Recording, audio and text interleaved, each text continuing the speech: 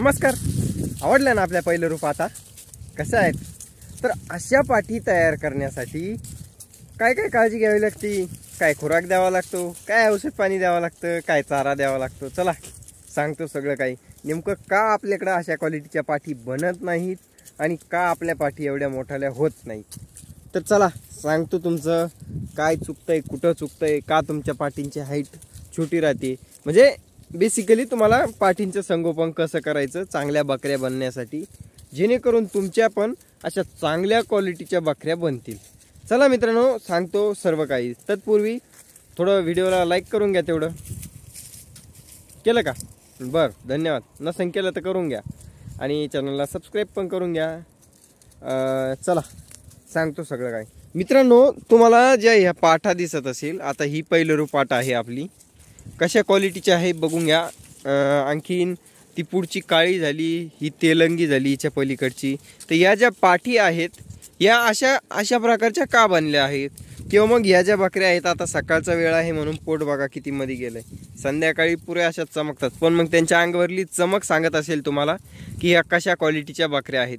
आणि त्यांना पिशव्या लावून ठेवले, कारण हे पिल्लं दूध पितात. दिवसभर जर दूध पिलं त्यांनी तर मग ती पिल्लं खराब होत चालतात. सकाळी एकदा आणि संध्याकाळी एकदा जर थोडं थोडं दूध पाजलं तर ते बेस्ट राहतं. त्यानंतर मित्रांनो विषय येतो आता पाठी संगोपनाचा. सर्वप्रथम जेव्हा पाठी संगोपन आपल्याला चांगल्या खानुट्याच्या पाठी जेव्हा सांभाळायच्या असतात घरी, तर सर्वप्रथम विषय येतो मित्रांनो त्या पाठींची लागवड. म्हणजे ती पाठ जेव्हा पैदा होणार आहे त्याच्या अगोदर तिचा बाप कोण आहे ते खूप महत्त्वाचं असतं. म्हणजे काय, तुमची बकरी खूप चांगली आहे पण तिची पाठ त्या बकरीवानी बनत नाही. का बनत नाही? कारण तुम्ही त्या बकरीला त्याच क्वालिटीचा बोकड लावला गेला नाही तुमच्याकडून, म्हणून जे पिल्लं आले ते पिल्लं किंवा त्या पाठा त्या बकरीच्या क्वालिटीच्या झाल्या नाहीत. हा एक सगळ्यात मोठा फॉल्ट असतो मित्रांनो. त्याच्यामुळे पाठी संगोपन किंवा चांगल्या पाठी तयार करण्यामध्ये तुम्हाला एक गोष्ट सगळ्यात पहिले कळली असेल, ती म्हणजे काय, तर सगळ्यात एक नंबर तुम्हाला लागवडीकडे लक्ष द्यायचं आहे बकरीच्या. तर जी आई असेल तिची लागवड तुम्ही एकदम व्यवस्थितपणे, जी बकरी असेल तिची लागवड एकदम व्यवस्थितपणे चांगल्या खाणीच्या बोकडानं करणं गरजेचं आहे.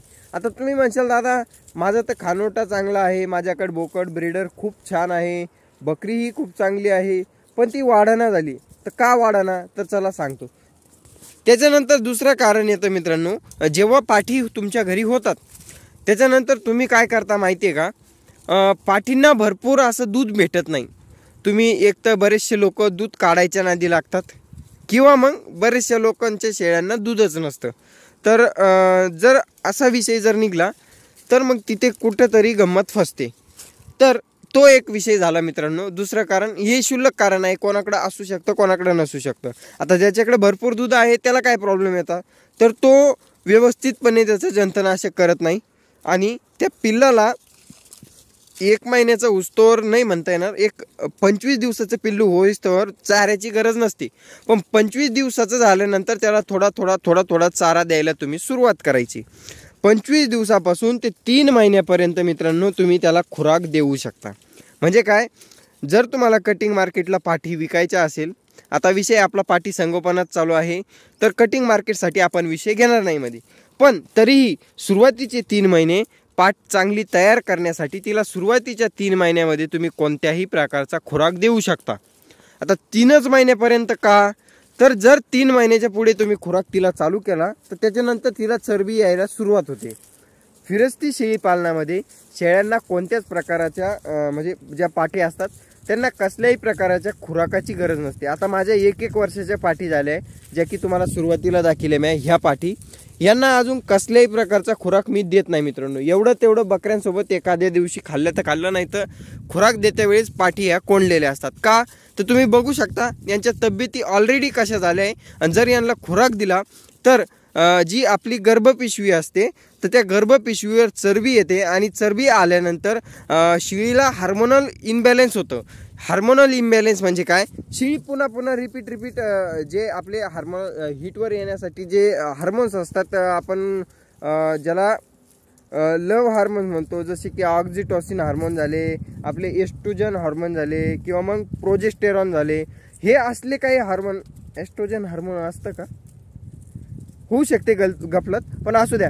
जे हिटवर येण्यासाठी जे हार्मोन्स असतात, जे केमिकल्स असतात, ते बार बार रिपीट होतात तिच्या शेळीमध्ये, म्हणजे तिच्या शरीरामध्ये ते हार्मोन्स रिलीज केल्या जात्या किंवा सुटते तिच्या ब्रेनकडून.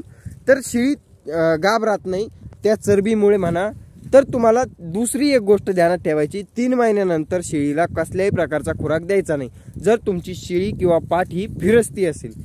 आणि जर बंदिस्त असेल तर मग काय, मग तुम्ही एका वेळेला खुराक देऊ शकता, पण तोही खूप मापात असला पाहिजे. आणि नाही दिला तरी चालतो मित्रांनो, कारण खुराक दिला म्हणजे शेळीला 100% चरबी येते. आणि बंदिस्तमध्ये काय होतं माहिती का, एका जागेवर बांधून असल्यामुळे किंवा मग एवढ्या जागेमध्ये न फिरल्यामुळे किंवा फिरल्यामुळे तिची चरबीच जात नाही मित्रांनो. एका जागेवर बांधून असल्यामुळे तिला काय खायचं आणि लेंडे टाकायचे, तेवढेच 2 कामं असतात.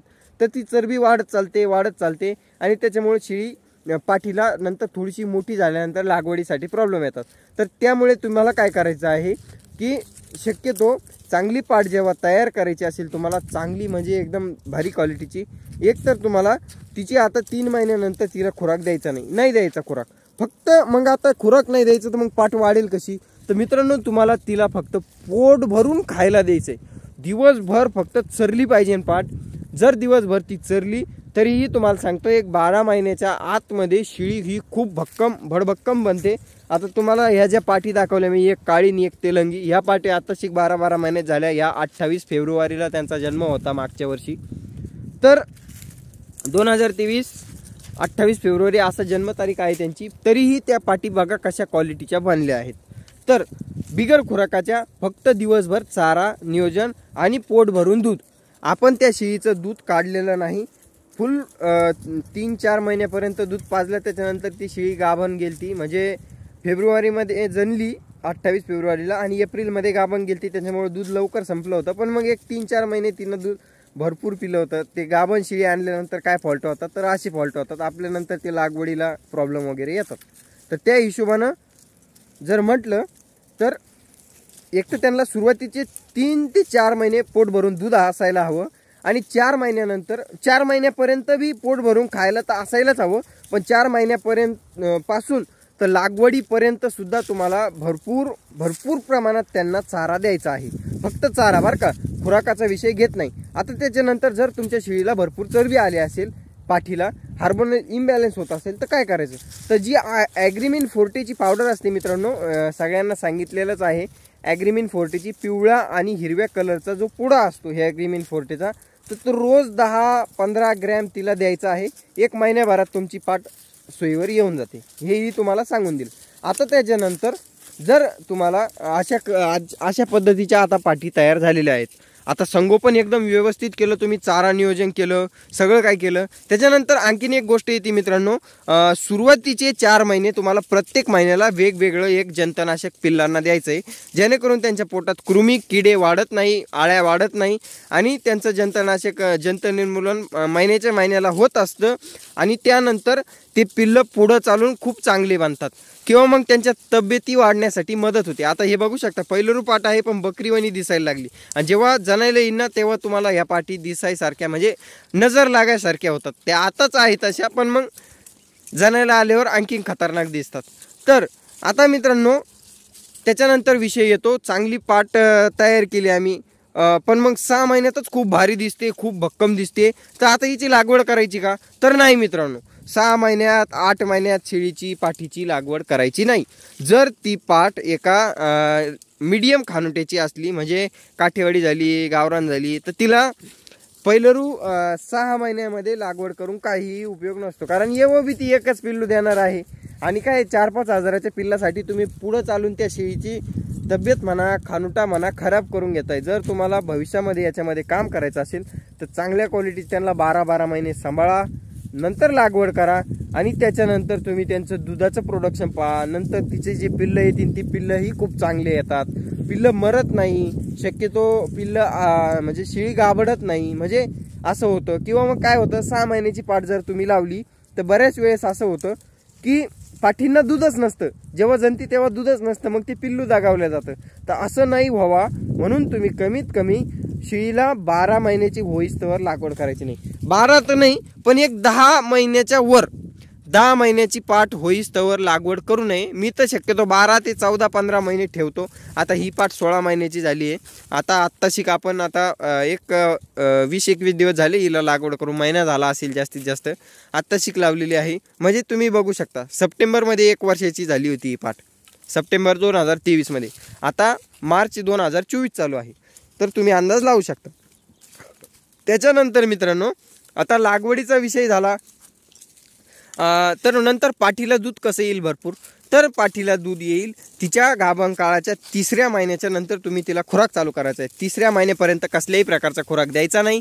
कारण जर शेळी गाभण नसली आणि तुम्ही जर खुराक दिला तर पुन्हा तोच प्रॉब्लेम येतो, तो म्हणजेच चरबीचा. तर ह्या असल्या पाठींना चरबीचा प्रॉब्लेम येऊ नये म्हणून तुम्ही त्यांना कमीत कमी लागवड झाल्यानंतर 2 महिन्याच्या नंतर खुराक चालू करायचा आहे. तोपर्यंत ती पाठ उमटून पडते. तर मग त्या हिशोबानं तुम्ही बघायचं. आता बघा मित्रांनो, हा झाला सगळा काही विषय. आता तुम्हाला एका मिनिटात संपूर्ण माहिती सांगून देतो. पहिले एक तर चांगल्या खानुट्याचा बोकड लावा. त्याच्यानंतर जेव्हा पाठी होतील, पाठींना 3 ते कमीत कमी 4 महिने भरपूर प्रमाणात दूध द्या. 2 टाईम कमीत कमी पाऊण लिटर दूध त्यांना एका टायमाला, म्हणजे दिवसातून 1.5 लिटर दूध एका पाठीला द्यायचं 4 महिन्यापर्यंत. त्याच्यानंतर लोक बोकड विकायच्या नादात पाठींना दूध पाजत नाही म्हणून पाठी खराब होतात. त्याच्यानंतर पाठींना 3-4 महिन्याचं झाल्यानंतर कसल्याही प्रकारचा खुराक द्यायचा नाही, पण वर्षभर भरपूर चारा द्यायचा. 12 महिन्याचं झाल्यानंतरच लागवड करायची. 12 महिन्याच्या नंतर जर लागवड केली तरच पाठी अशा बडबड करा. आता ही पाठीची लागवड अजून झालेली नाही, पण तुम्ही बघू शकता क्वालिटी कशी आहे. जेव्हा लागवड होईल तेव्हा अजून खतरनाक दिसेल. ही गावरान बकरीपेक्षा कितीतरी मोठी आहे आता सध्याच्या काळात सुद्धा, कारण लागवड चांगल्या खानुट्याची आहे. त्याच्यानंतर मित्रांनो, हिला दूध येईल कारण हिची लागवड चांगल्या खानुट्याची आहे. आतापर्यंत खुराक दिला नाही, लागवड झाल्यानंतर 2 महिन्यानंतर खुराक चालू करायचा, तेव्हाच चांगल्या क्वालिटीच्या फळकड पाठी बनत असतात. मित्रांनो तुम्ही बघू शकता. अरे, आय होप तुम्हाला माहिती चांगली वाटली असेल. जर चांगली वाटली असेल तर व्हिडिओला लाईक, चॅनलला सबस्क्राईब करून टाका. चांगल्या पाठी कशा तयार करायच्या तुम्हाला सांगितलंच आहे. बाकी बाय बाय.